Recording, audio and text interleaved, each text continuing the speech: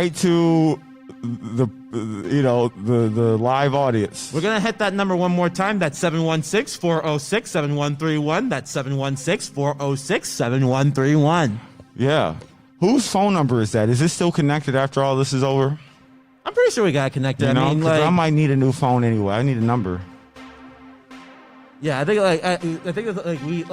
look, I trust our tech team. We've had some issues in the past, we've had some issues in the past, but I think a couple issues in the past. Like, I'm pretty sure y'all on the live stream have seen the That's audio right. drop out in and out a couple of times during the night, but Couple ultimately issues. they are reliable. They come through. When you had those audio issues, weren't they fixed for lickety split? They were fixed lickety split. You know they were. You know what? It doesn't seem like it. Do we? Do we have any calls? How about this? The number will be going all night. You have an opportunity to call all night long, and donate whenever. And also, I don't know. You can just donate. You don't even have to call in. You can just send. Hit the Cash App. You wake up on Sunday or something, missed it, throw us some change. All right. We're not going to be going anywhere anytime soon. That's the whole point of this, isn't it? We're consistent. All right. Consistent. All right. So with that being said, we're going to go to our next segment. Wait. We got another phone call coming in. Okay. Interesting. All right. Ring. All right. Let me see if I can get this to work, because I got to because these are phones really old. They're kind of finicky. Can you hear us? Hello. Hello. Can you hear us right now? Hello. This is your captain speaking. Can you hear us? Yo, Tech, we got. Right. Can they hear us? We'll come back. We'll be back. All right. We're gonna go into our next segment. And we'll be on the calls all night if you want to call in. And we'll keep it like that. So let's go back to V and Rich, and we'll go to our next segment. Thank you very much. Woo! We all call the Ring the Alarmers.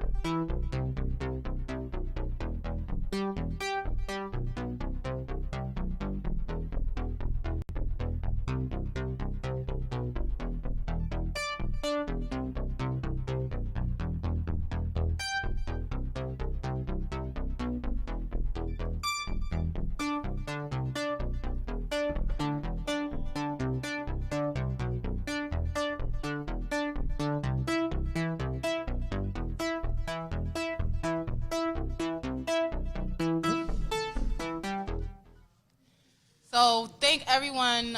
Thank our alarm ringers. Thank you those who called in. Thank you V and Rich. Thank you for everyone in the audience and all of our avid fighters who are amongst us in person, online, in spirit, and in life. A few months ago, not that long, but a few months ago, I gave birth. So I am a mother. Woo! Thank you. Thank you. And,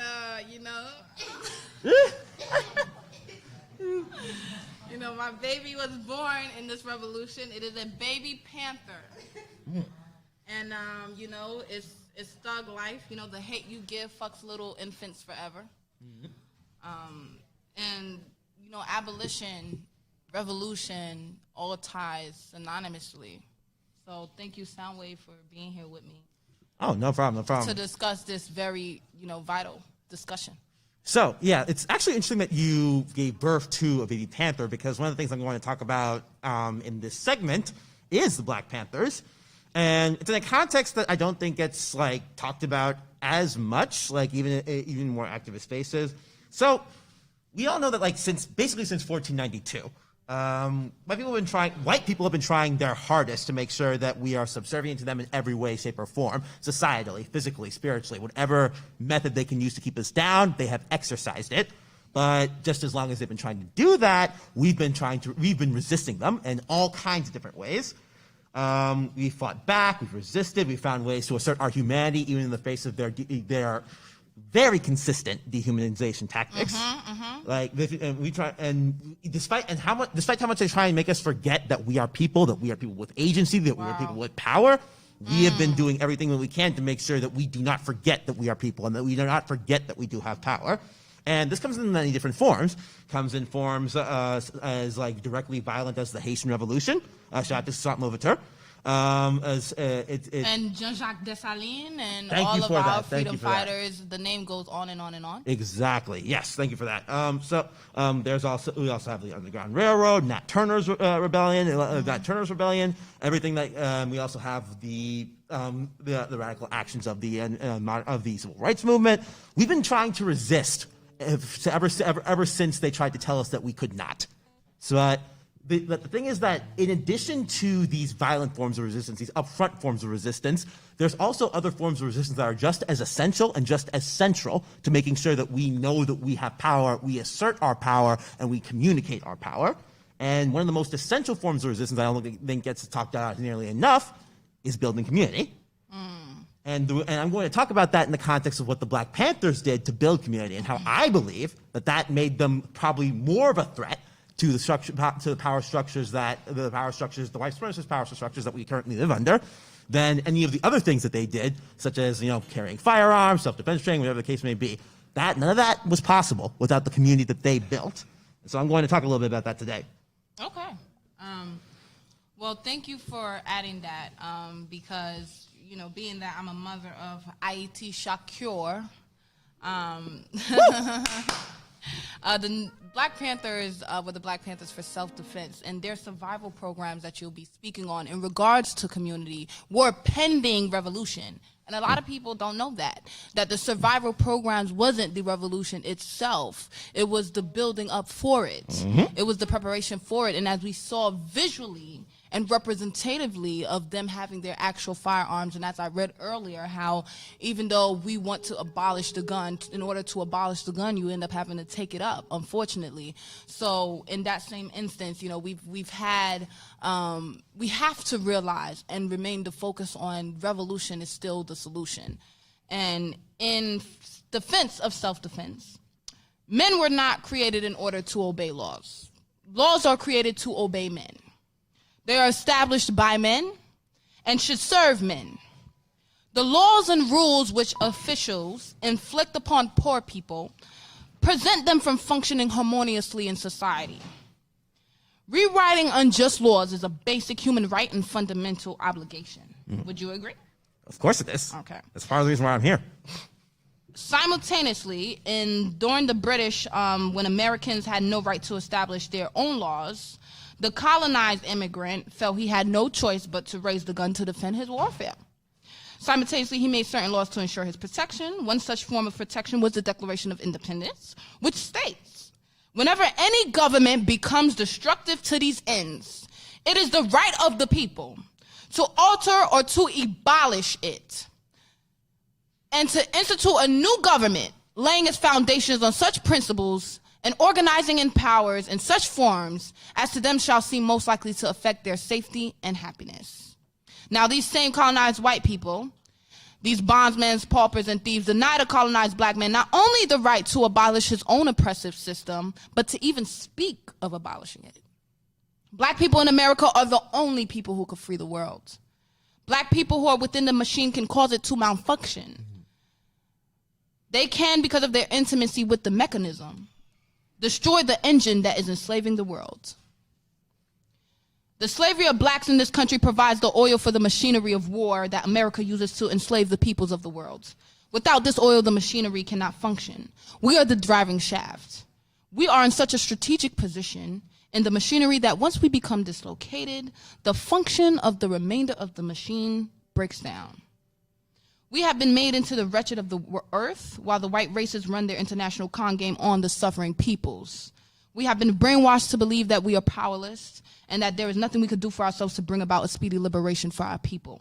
We have been taught that we must please our oppressors, that we are only 10% of the population. The power structure inflicts pain and brutality upon the peoples and then provides controlled outlets for the pain in ways least likely to upset them or interfere with the process of exploitation. The people must oppose everything the oppressor supports and support everything that he opposes. When the oppressor makes a vicious attacks against freedom fighters because of the way that such freedom fighters chose to go about their liberation, then we know we are moving in the direction of our liberation. As long as the racist dogs pollute the earth with the evil of their actions, they do not deserve any respect at all. The oppressor must be harassed until his doom. He must have no peace by day or by night.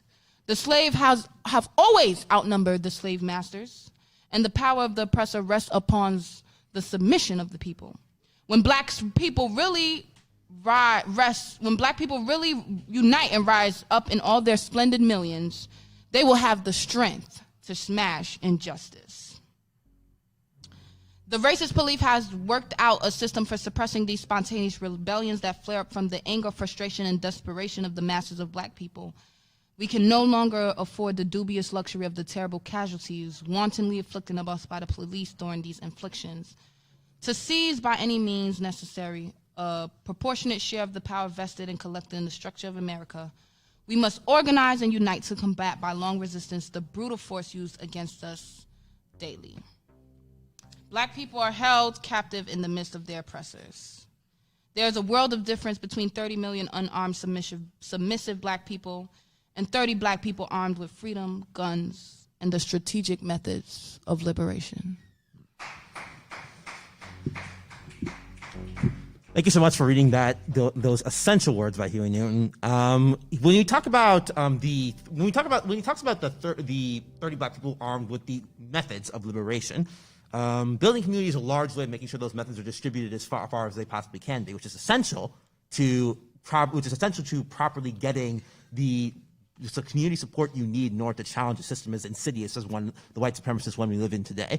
And the Black Panthers did this in many different ways throughout their existence. The first and probably most popular program that you might be familiar with that they did was their free breakfast program, which they did for children starting in Berkeley, California. Then they expanded to about 19 cities and about 20,000 children served by 1969. And they continued to have that program be a central part of their community outreach throughout their entire existence.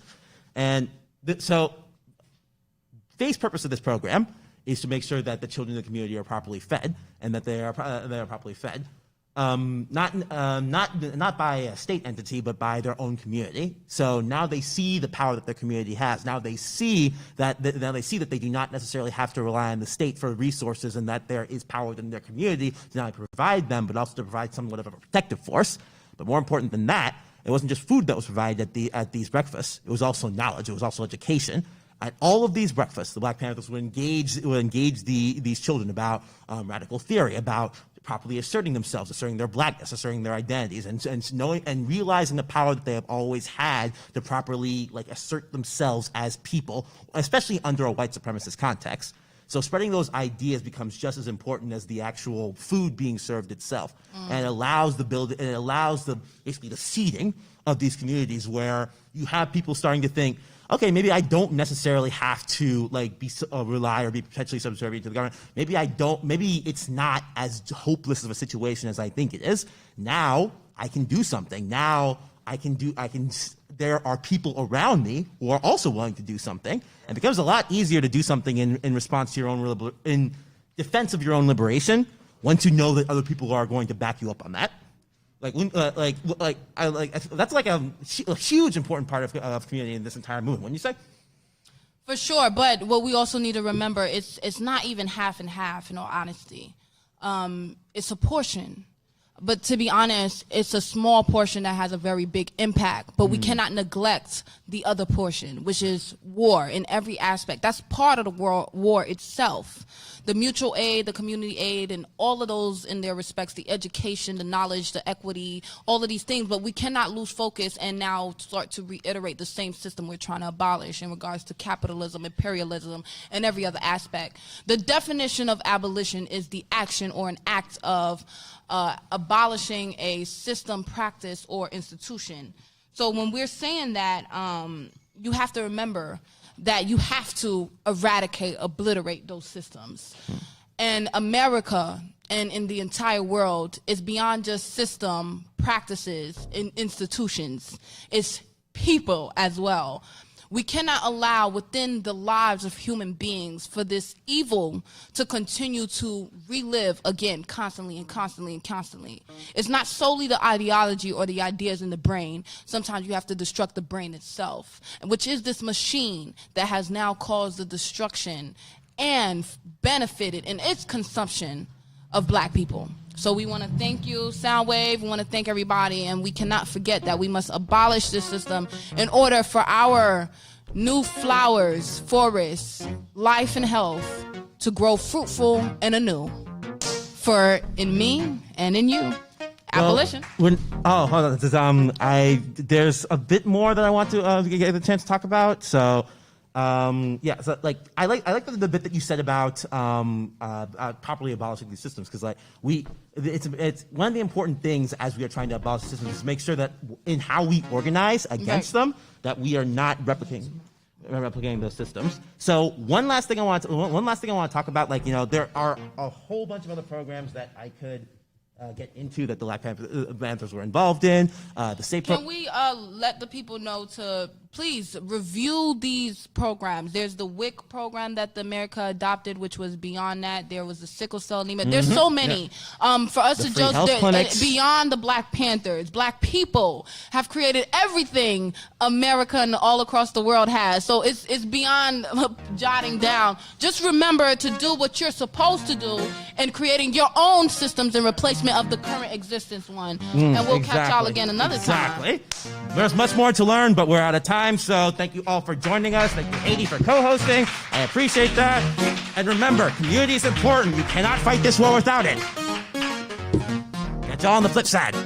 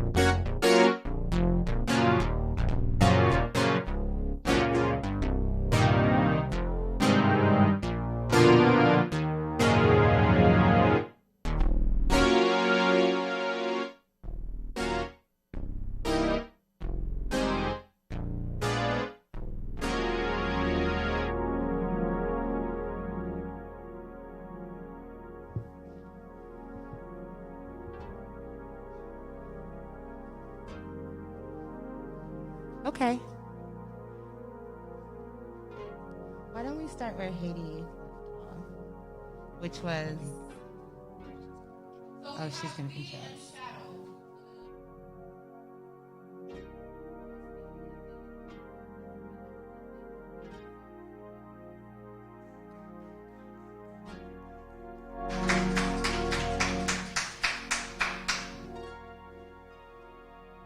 Okay. We're going to pick up where they left off. Sure, yeah. The last thing I remember that was said was that Black people made everything to liberate all the people, right? Everything that we need, Everything that we are, everything that everybody needs. yeah. The complete and the entire existence of this America that we live in, this earth that we dwell on. Right. Black folks are the Never soul, mind the America. foundation. America's not even really relevant, to be honest. Abolition now. Right. Over it. I mean, there's lots of places to start and to think about abolition. I am not an avid reader of Black Panther ideology, not to disregard it, but I just have not done my research. So that is something that my good comrade Haiti spoke on, and is something that she centers as her politic. But just from experiencing this movement for the last 7 years, I know that this year has been particularly different and relevant in a variety of ways, but this isn't something that is new, right? Like, Black Lives Matter, the movement has always been situated within the context of Black existence. And so this year brought a lot of clarity in some ways for lots of people, Black folks included, but I think a lot of our self-proclaimed allies. I think it brought a lot of clarity for them. But I think that we're still running into a lot of walls, lots of hiccups, lots of things that can be avoided if we actually do the work of unlearning and relearning how it is to exist amongst one another as humans. Okay. Let's talk about the walls. I mean, white supremacy is the wall, right? Right. Like, But it hides. it hides, but it's so plain. Like, but it's there. Like, it's in plain view. Exactly. I think there's an avoidance of it that folks, especially this year. This year was so interesting in seeing, like, the summer where there was this, like, huge wave of folks, this huge wave of folks who are, like, supporting the movement and who are like, yes, let's buy Black. Yes, let's, center Black voices and so on and so forth. And then as the months went by and now it's colder outside, I see more so of the same, right?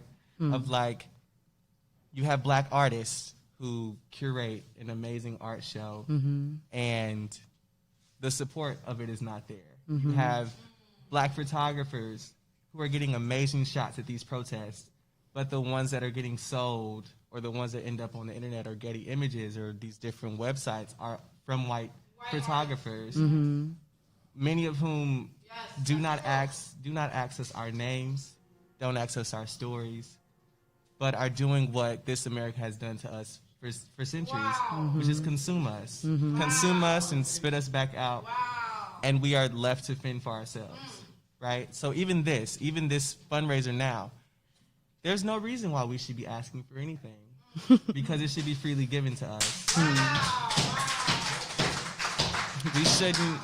We should not have to sell ourselves short in order to make our dreams reality. And I think that though this is a space in a collective of people where we've grown as community and we've come together in a way that's beautiful over art, over pain, over joy. I don't even when folks call this the struggle, I don't want to see it as that. I see this as our direct connection to ascension, to elevation, our attempt to reach nirvana before we pass on to the next round. And so to see that we have to give up all of ourselves to receive nothing it can break a person.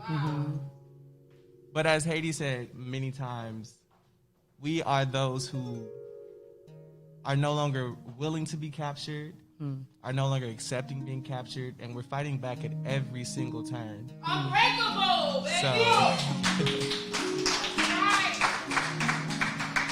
So yeah, I mean, it's disheartening to continue to ask for money to feed our people, to clothe our people, to house our people, when folks know the story and the struggle of our people. It's disheartening that our stories are being told so intimately, but are being overlooked still by the system that chooses to consume us rather than to actually invest in us.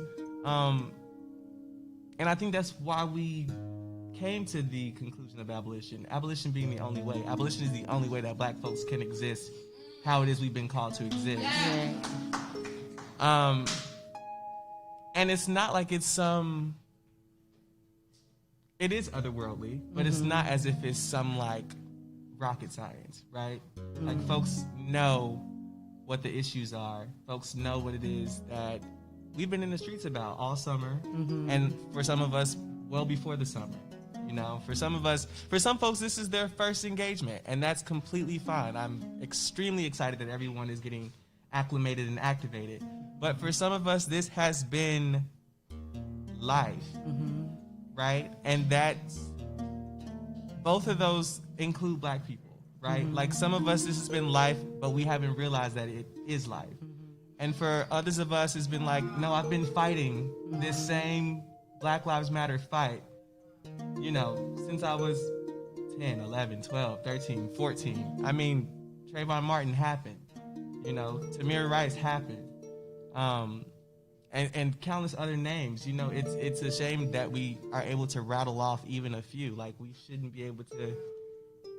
shouldn't have enough black names in our repertoire that have been murdered that we can just say, oh, Breonna Taylor, Ed Gardner, Nina Pop, da-da-da, da-da-da. Like, it's too many names. It's way too many names. And at some point, everybody has to say, fuck it, that's enough. Can we curse? Chill asked earlier, can we curse? That was Is a that yes. a thing? Oh, okay. But no, like, literally, fuck it, that's enough. Right. And I think that is, well, I know that is what it is that we are working toward and trying to build.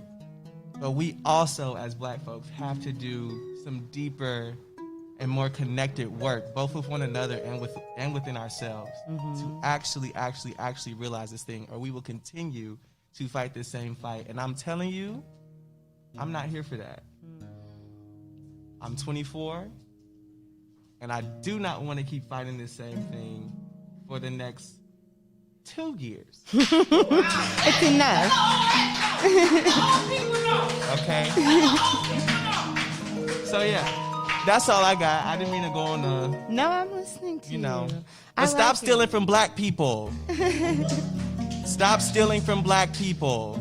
When you see a black creative doing something, and I always go back to photography because a lot of us are in movement spaces, and there are black photographers who are literally struggling, who are taking amazing shots, and those shots are getting stolen and sold, and no credit is being given to these black artists, and it's just ridiculous.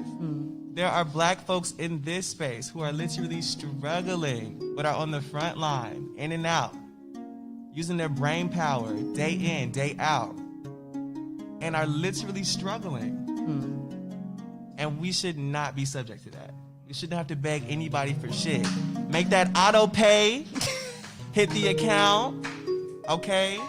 Set it up with your bank. Right. Work it out. $10 a month or whatever, however much you got. I know some folks got a lot more.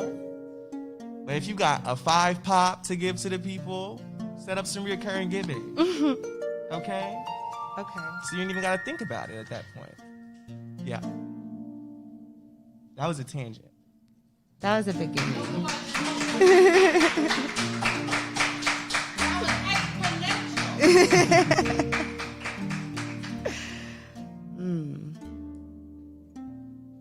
What say you? I thinking about what you said. Yeah, because I appreciate it. So I'm thinking about it. I'm thinking about, you know, I asked you about the walls. What about the walls that are the obstacles? Because the fact that you're existing in a world where you understand that to stay alive, you have to evade capture, like at all moments, right? And to be really aware of that, to understand that like your only chance to survive is as a fugitive, right? That's real. Then you look, you know, I'm just thinking about the walls because there's ultimately for me safety in community, right? And safety in being able to trust your relationships with the people around you. Absolutely. Right? And trust that the energy and that the intention that they bring when you're together is towards something that you both value. Right? A shared sense of value. If you can share values with people, you can share space with them. Right. You can share your life with them. Right. And that's the only opportunity you have for safety. For me, that's the only thing that I can think of. And that, like, to be able to get away together is the only way, but it's the hardest way, right? Because the walls, that's what I'm talking about. So like there's so much about the lie that you are yourself, that you have to work. For me, that's a lot of the walls that I struggle with, right? Is like trying to get out of existing just here as me. Yeah. Right? Yeah. It's hard though. It is. Yeah. It is. I think it's more of a, like I said, like there's work that we have to do individually, right? Each of us have come to a collective space under a collective politic that we don't like the status quo. Fuck the status quo. Fuck 12. Abolition now. You know, not tomorrow. Right now. And we're all under a collective policy, but what we have not done is the real work of community. We don't spend enough time actually and actively listening to one another, you know, learning each other's history, learning each other's background, learning why it is that we, outside of just being black, like we can say, I support abolition all day long because I'm black. That's fine, but when you are thinking of building a new and a better world with these same people that you are on the front line with, you have to know more of their background. You have to know more intimately who it is they are and what it is that they will support, won't support, if they are abusive toward other human beings, you know what I'm saying? You have to know the inner workings of each individual. And I don't think that we, especially as black people, do that enough. And wanting to get to know other people and being open to who it is that person may be. Who we may not agree with that person as they are, but if we all come in with the understanding that we're all learning and attempting to grow towards something that is beyond all of us, we're able to begin deconstructing those walls. It won't come down like the walls of Jericho at all. But there will be, you know, piece after piece, layer after layer will be broken down in such a way where we can say, you know, a month ago, I would have saw you as this, but now that I've been intimately connected with you or am more intimately connected with you, you know, I can see you as this, or I understand why this may be a trigger for you, or I understand why this may be something that you're more passionate about than I am. But we have not offered each other that on a total basis. Personal relationships, yes. You know, there may be people in this space where I'm like, well, I can go chat with them because I know that we've, you know, keyed before. But other folks, it's just kind of like, oh, you know, I'm not familiar with you. And so it's about being open, and it's about actually wanting to engage and to see everybody as free instead of your own personal and individualized freedom. That's the trick of the white supremacist, Right. Ideology. Right. Individualism. We can all be individuals, but our collective freedom is the only thing that will get us over the threshold into where it is we want to go. Talk about it. Yeah. Okay. Anybody have a question? Yeah, what's up? Yeah.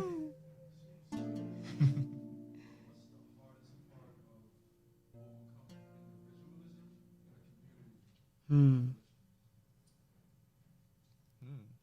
hardest part. For me, I think it continues to be on one hand, believing that the community actually has the intention of keeping me safe. And on the other hand, trying to avoid the mindset that folks are out to get me. And I think in a space that revolves around protesting and personal liberation and communal liberation, you never know who an op is. Be clear. You never know who an op is. We know about the Black Panther Party. We know about COINTELPRO. We know about all the things that the system has done to destroy Black liberation efforts.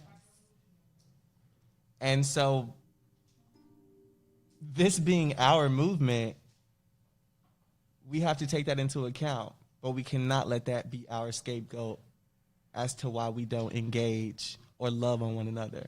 Because the snakes in the grass will reveal themselves, regardless of if they want to or not. Or they don't have the timetable to say, I can stay in hiding for X amount of, it'll come to light. And so I think for me, it's been a challenge of operating in a way that's just like, okay, cool, let it play out how it plays out.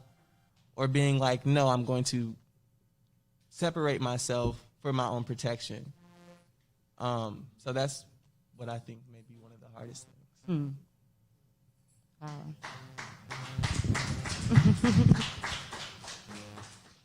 I'm going to talk my shit. How much time we got? Y'all look patient. We take another question. Anybody? What's the hardest part of overcoming individualism in a community? You're talking about trust.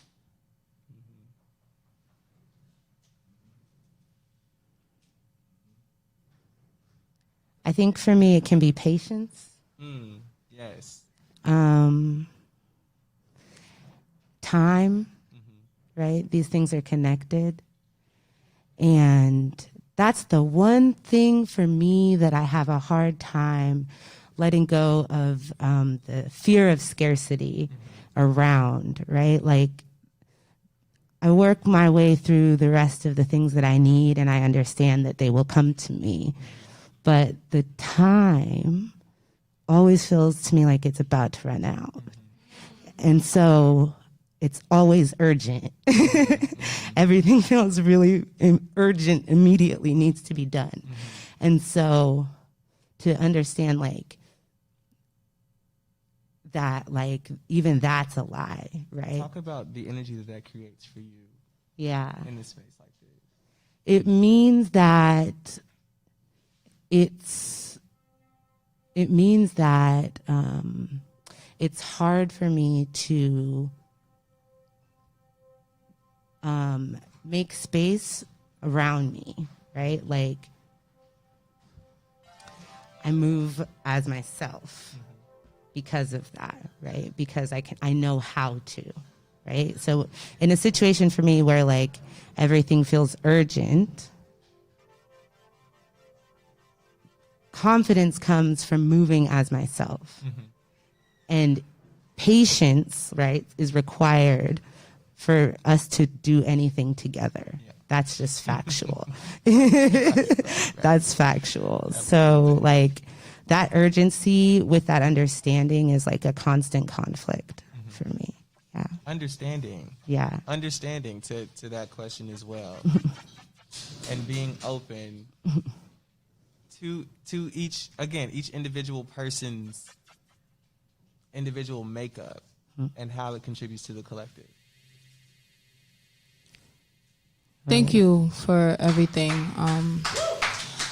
How do you two, as a culmination, if you guys could come together and just describe the best you can how the revolution will look like? How do you envision it? And the after-born child, once revolution is won. Just as an example with the Haitian Revolution, it was... We get focused on community aid, but it was bloodshed, without any doubt of the fact. It was focused on that. It lasted for 13 years, from 1791 to 1804. They went through over 6 flags. One of them was a mulatto who actually incorporated the red, white, and blue, reinstated it. When I believe it was Dessalines, he removed the white because it was indicative of the white people who enslaved them. So that's just one example. And after we see Haiti, the condition it is today, people love to tell me it's the most impoverished country in the world. And I laugh and giggle because I'm like, that's the definition of how America shows you of what it claims it to be after it ravaged it after the earthquake and the Bill Clinton presidency and cabinet and all of those things. When I go there frequently, and it's the most beautiful place I've ever been. And all of my people, the only time they ask me for money is so they could get luxury items, so that I don't even have. So I've experienced life in a way I never experienced it. So define that revolution to me, please, in all honesty. And I know you two are very honest people. We get the community aid, we get everything. But if you could just jot it and write it in stone, what would it look like to you? The how and the what. Just how the revolution would come about, and then what would be how the world would look after. Like just a quick example right now. All right, we kill all the who. Everyone's gone, right? And it's... And then... I will not sign or co-sign on that. And then black people, we start owning land, it's like, just picture the day after, it's like, oh, the dust is settled. What do we want to build today? And then we start deconstruction all the skyscrapers, and we start making gardens. We start plotting lands. We start our own educational programs. We start to have migration voyages to Africa and back. We start opening up to all of our other countries, the United Nations. We dismember it. We say you no longer need it. In all of our countries, we're all able to live in synchrony and harmony, as an example. Okay, as an example. Well, that's beautiful. Utopia is not an idea of mine. Because I believe that, as with anything, humans are going to be humans. We will always have some sort of situation where we'll have to come to an agreement of sorts, where either one person will feel like they were fully heard or overlooked, and we don't know what that response will bring. So a utopia is not... I used to dream of utopia. I used to think that a utopia was like something that was so important to cling to. But all I can think of really is the present. I can't think of a future. I can't think of children. I can't think of anything outside of right now. Anything outside of waking up day to day and pursuing actively my own liberation and the liberation of those who are most immediately surrounding me. I don't want to bring another child into this world at all. Until this world is actually a representation of who that child has the potential to be, and that potential is boundless. In addition to the fact that, like, I wouldn't have children, like, of my own anyway, there are literally thousands of them in foster care systems. So who are me to bring in my own individual child and say, I'm going to raise you this way when there are other human beings who need to be taken care of already on this earth? Sacrifice. Also, I'm kind of down with the infrastructure. So like, I like the skyscrapers and stuff. I don't think we should build any more, Right. but I think that the ones that we have, we can definitely put to better use. Yikes. Because yeah, I mean, I high key like being super high in the air and you can see like the clouds and shit. All that shit's real beautiful. So I don't think that we should destroy that. I think that if they are unnecessary, absolutely. But I think we can just put them to better use. But yeah, as far as like what this revolution looks like, it's day to day. I'm an Afro realist. I do have Afrofuturist ideals, and also Afro pessimist ideals. But I'm like right here, right now. This is what the revolution looks like to me right here, right now. Talking right here, right now. Sharing space with you all right here, right now is Thank what you. the revolutionary is for me. Wow.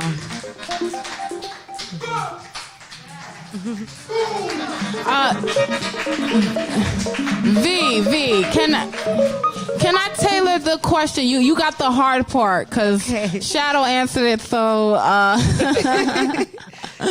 politically to me, but in his honesty. It wasn't politics at all. It's very much me. It's very much my ideology, and I think that's something that Victoria spoke to earlier, is existing as yourself. Whatever my response to you is just me. It's what I believe to be true. And I think that's how we should see everyone. You know what I'm saying?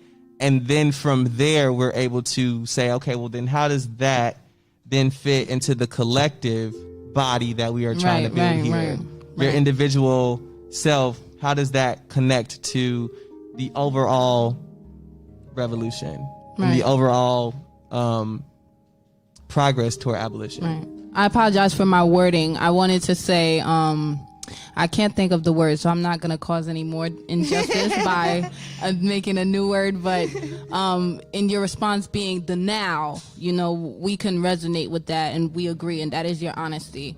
So I'm going to be a little more specific now with V. Okay. As far as war goes. Okay. Oh, I can answer that too. But go ahead. A lot of times we don't talk about the war, and I seldomly see it spoken about. All of the greats I listen to, it's very seldom, and I know why they hardly talk about it. But even Malcolm X, Martin Luther King, and all of our great leaders. Marcus Garvey, Jan Santawa, Queen Nsinga, Angela Davis, all of our black queens, Ashada Shakur. I mean, I don't want to say the conventional people we already know, because there's so many others that were like us. Not that we're behind the scenes or we're less than, but we were doing just as much work, if not more, and we were very vocal, not only in our yelling, but how we yelled back with our lives and our existence. So with those people, they unashamedly spoke the truth, which is why our wisdom has been allowed to be awakened. And as Tupac has said before his untimely passing was, I may not change the world, but I will spark the fire in the person who does. And that's why I'm a flame and a blaze every fucking day. So I want to hear about that war.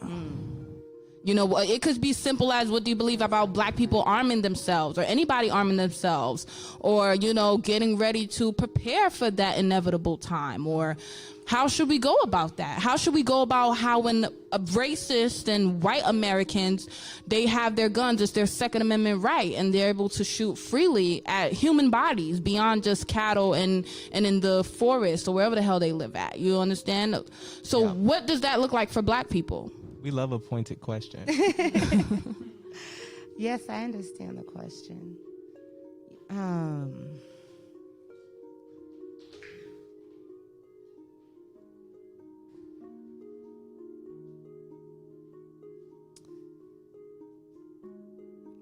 I guess I'll start with what I said before, which is safety for me is in community. So if I'm fighting, it's not for safety, right? It's not actually self-defense. because there are other ways for me to protect myself. So if I'm fighting, it's an attack. And I just think that that's an important thing to acknowledge first, right? Like it's starting with me. Like it's an attack. That's the action, right? Wow. And you have to be ready to do it if you are if you're gonna fight, right? You have to, and the crazy part about it is that you don't actually even have to make a choice. Wow. Because the choice is made. Right? So understanding like I should always be looking for my next opportunity to attack. However that might be, I don't know how you hunt, I don't know what kind of hunter you are, but like that's where you have to be, right? That depending on where you are might absolutely look like firearms. I don't think that's really what we're talking about though. I think it's about a headspace, right? And understanding that it's not even just about building a little wall of safety around yourself and not going for the attack, because that's how you have to live. Am I answering your question? However, honestly, you answered. That Okay. answers my question. Okay. I have something to add. You want to get real graphic and real gritty, people gonna have to die. Right. But people are dying. And that's just not new. and The wrong people are dying. and so and so right, message, Okay. people are dying. Black bodies are literally being murdered, whether they be cis, whether they be trans, especially trans in this year. That's right. But We love our black trans brothers and sisters and do. people and non-binary people, our absolutely do. LGBTQIA, all of our black people, our black disabled people, We do. our black And asexual that's- people, our black disabled people, our black Exactly. queer people, our black women, our black men, our black children. Say we that. love everybody black. Say that. that's right. That's right. Yes, baby. That's right. and that's because all Black lives matter, period. Period. And so people are dying. People are being people are dying and people have to die, and people being murdered, I think, is something to make a distinction between as well. Because Right. black folks are being murdered, right? Facts. But Tortured, people have raped, to die. kidnapped, lynched. Right. People have to die. It's necessary for those who have structured the status quo as it is and have implemented this thing in it, and the thing that has been situated for generation after generation, like, they have to die, right? Maybe their offspring has to die. Maybe the offspring of their offspring have to die. But people gonna have to die in order for this thing to be achieved, and that's just what it is. I'm not a huge person who supports the right to bear arms, but if I need to keep that thing on me, I'm gonna keep it on me, right? I would hate to have to take it that far, but it seems that folks don't listen to our words, or that folks don't appreciate our protesting and our interrupting their dinners and all of the calm things that we do. If it's one thing that I hated hearing this entire summer, it was peaceful protest, I swear. Oh, come on now.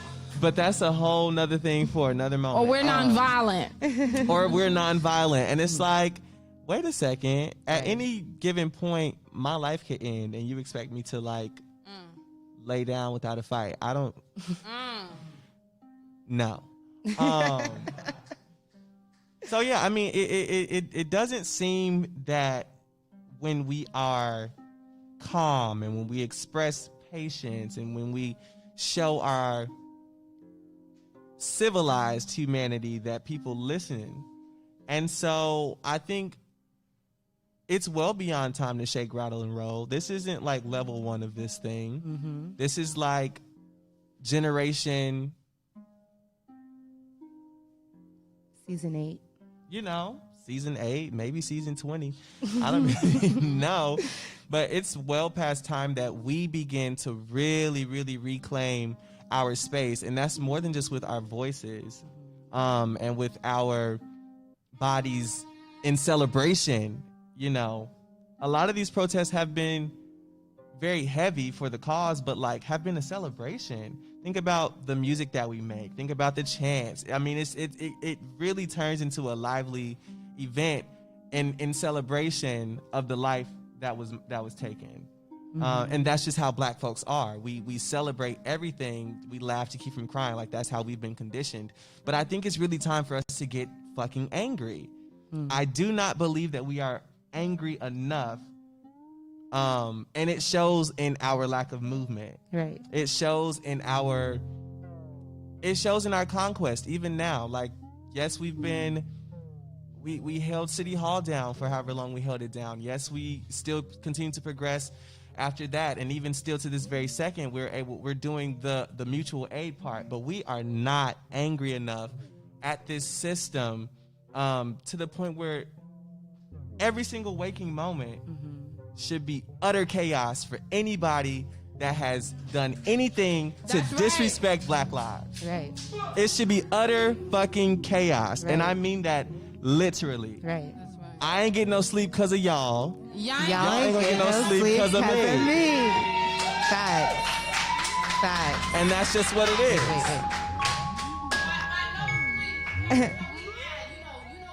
When you rest, I'm talking about rest eternally, eternally, forever.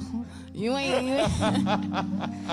I think we agreed then, because we figured out that it's urgent Yeah. and it's an attack. Yeah.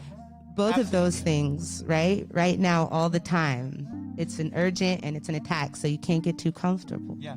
Absolutely. That's right. Absolutely. Wake up, wake up, wake up, wake up, wake up, wake the fuck up. It's really time to shake some shit up. Yeah. And there are a lot of us in hefty ass predicaments. Getting deeper. Getting deeper and deeper. And as we transition into this new white supremacist regime, okay, we want to remind them to drop the fucking charges. Now. House the fucking people. Now. And let Black folk be liberated. Abolition right the fuck now. Bow. Not tomorrow, but Now, right bitch. the fuck now. Bow, bow, bow. Bow.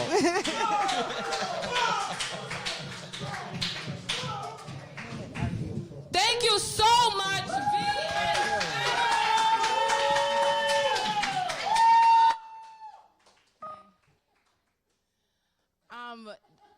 Another nice way to put it is study for yourself. We don't need anybody to tell you what you should already know.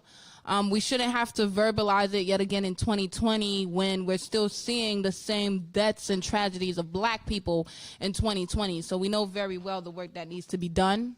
I'm an avid promoter and reader, studier, student of the literature and of the people that came before me. And I'm just going to highlight this for us to be mindful of. This is in The Art of War.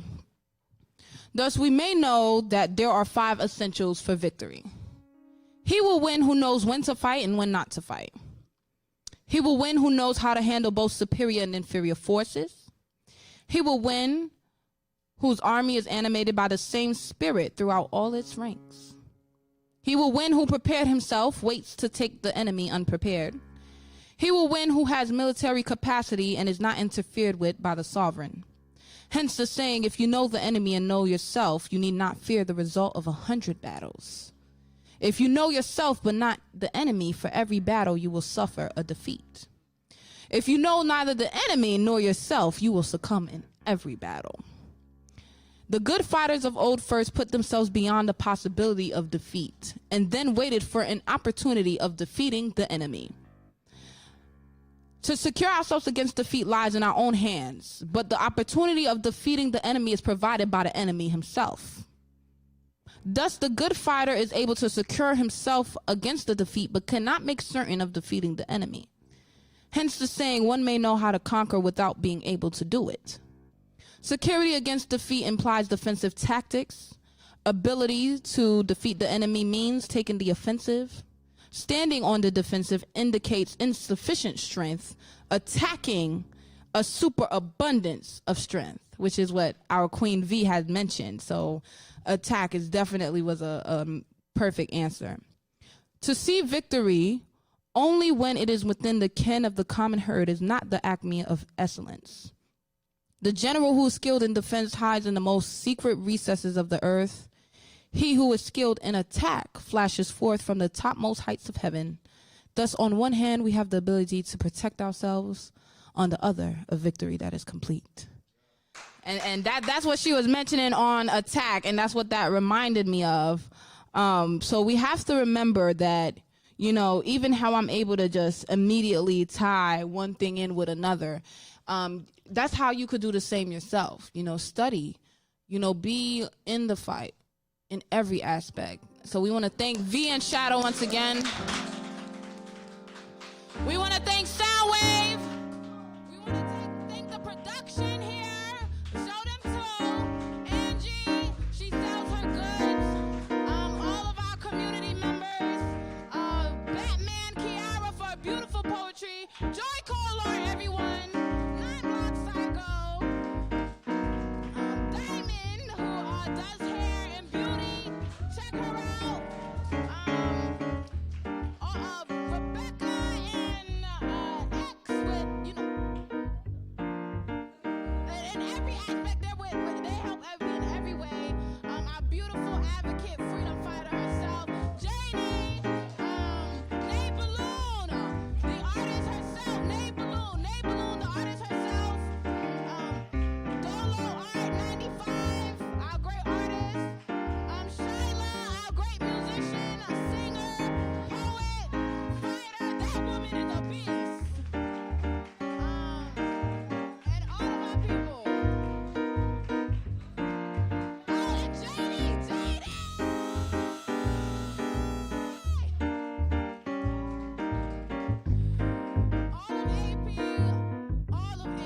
All of those who have been fighting with us, all of those who have went behind those walls, all of those who ran too fast for them fat pigs, all of those.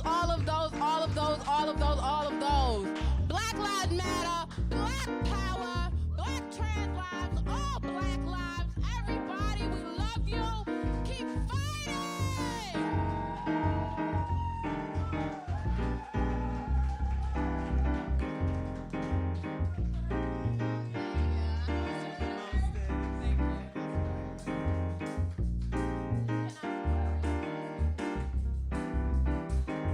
On with me? All right, I'm about to sing. I had to fly 1,000 miles high, and I had to soar just to look for more, and I had to fly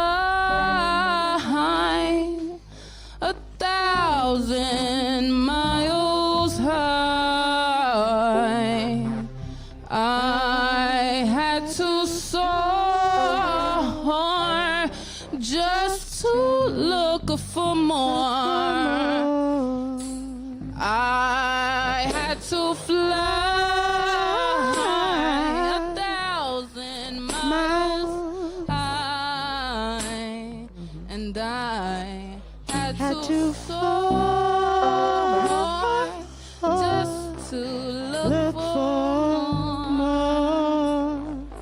Just to look for more. Just to look for more. Just to look for more. Just to look for more. Just to look for more. I had to fly 1,000 times. I had to soar just to look for more. Just to look for more. Just to look for more.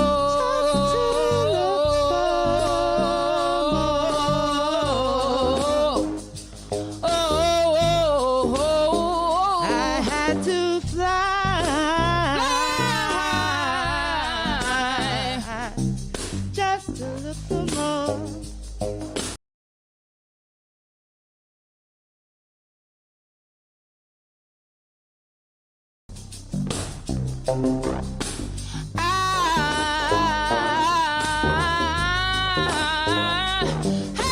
fly 1,000 miles high, 1,000 miles high. Yes, sis.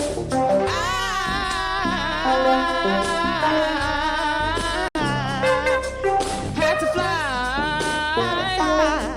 had to fly, had to fly,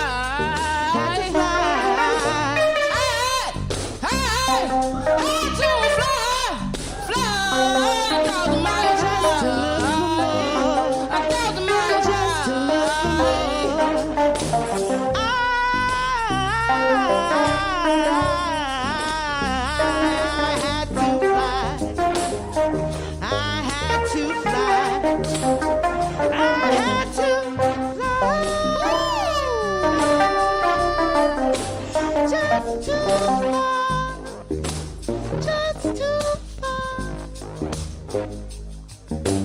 Just to look for more, just to look for more, just to look for more, just to look for more.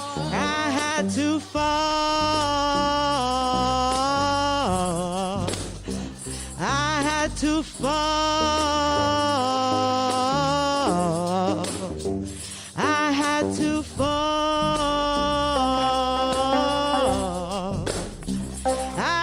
To fall, I had to fall, I had to fly, just to look for more, just to look for more. I had to fly, fly, fly, fly, amongst the sky, fly. I had to fly. Yeah. Amongst the sky. Just to look for more. Sky. Fly.